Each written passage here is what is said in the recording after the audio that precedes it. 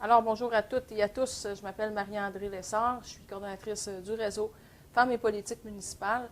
La semaine dernière, à Sainte-Catherine-de-la-Jacques-Cartier, j'ai eu l'occasion de participer à une activité de réseautage et notamment d'entendre le partage d'expérience de Mme Louise Brunet, qui est mairesse de Lac-Beauport. Alors, question de vous permettre de bénéficier de cette activité, même si vous n'y étiez pas.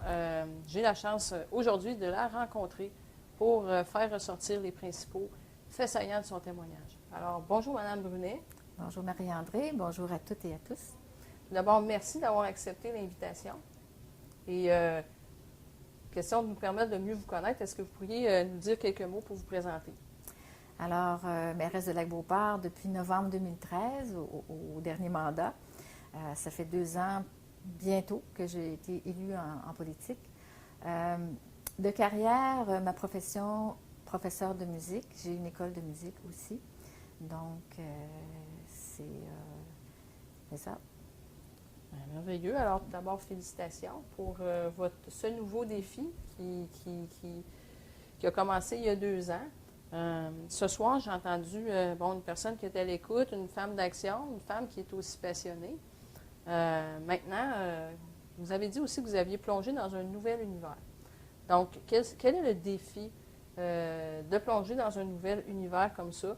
Je parle de l'environnement politique. Donc, si je me qualifie, je suis une fille de défi. Toute ma vie, ça a été comme ça. Et puis, quand on m'a proposé d'aller en politique, j'ai pas tellement hésité. Alors, pour moi, c'est une nouvelle expérience, donc j'ai plongé, effectivement. Donc, vous avez plongé. Quels sont les défis de plonger et justement d'atterrir dans cette nouvelle piscine qui est l'environnement municipal? C'est un monde qui est vraiment différent de ce que je croyais au départ, mais très, très intéressant. Alors, c'est évident que ce n'est pas un cours qui se donne à l'université, le cours de mairesse. Il faut apprendre vraiment à vitesse grand V. Alors, avec des moyens aussi qu'on retrouve sur le terrain. Et les moyens qui se trouvent sur le terrain. Donc, je comprends que vous pouvez avoir à faire appel à des ressources. Est-ce que vous pouvez m'en nommer 2 ou 3? Alors, j'ai eu la chance de rencontrer au tout début de mon mandat une personne qui faisait partie du regroupement des femmes politiques de la capitale. Donc, je me suis dit, mon Dieu, ce sont des femmes d'expérience, alors je pense que je vais aller faire un petit tour de ce côté-là. Donc, je suis allée et j'ai été très ravie. Ce sont des femmes vraiment dynamiques et je fais partie toujours de ce regroupement. Ensuite, c'est sûr qu'au début, on a de la formation. On est obligé d'avoir de la formation en tant qu'élu. Par contre, on oublie. Et puis, il y a tellement de lois, de règlements que j'ai décidé de consulter un avocat à un moment donné pour vraiment me rafraîchir et me faire expliquer vraiment en détail ces lois pour mieux fonctionner dans mon travail. J'ai aussi appelé au MAMO parce que le MAMO, c'est une ressource qui est vraiment intéressante. Plusieurs personnes y travaillent, peuvent répondre à vos questions, toutes sortes de questions.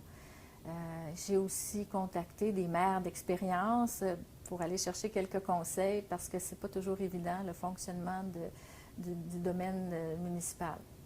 Donc, si je comprends bien, c'est possible d'aller chercher l'information qui nous manque. On n'a pas à tout savoir.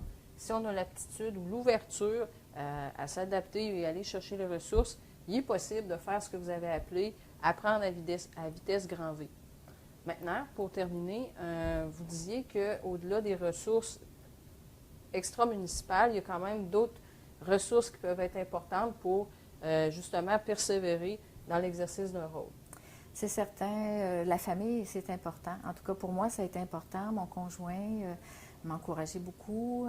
Mes enfants, qui sont grands maintenant, donc je suis plus autonome pour pouvoir pratiquer ce nouveau métier. Mais c'est important, les amis, les confrères de travail, le directeur général, tout ça.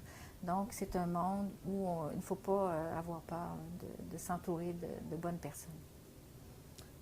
Moi, ce que je ressens à votre écoute, c'est quelqu'un qui a osé, c'est quelqu'un qui a pris la chance, qui a relevé le défi, qui s'est bien entouré. Peut-être comme mot de la fin, si vous deviez vous adresser aux femmes qui hésitent, quels seraient les mots que vous auriez le goût de leur dire? Je leur dirais, n'hésitez pas, c'est un monde vraiment fascinant. C'est devenu presque une passion pour moi. On y fait de belles rencontres et puis on apprend à tous les jours des nouvelles choses. Alors, n'hésitez pas, vraiment. Merci beaucoup. Je souhaite la meilleure des chances dans la fin de l'exercice de votre mandat, dans la poursuite des choses. Et je souhaite aussi une bonne fin de journée. Merci beaucoup.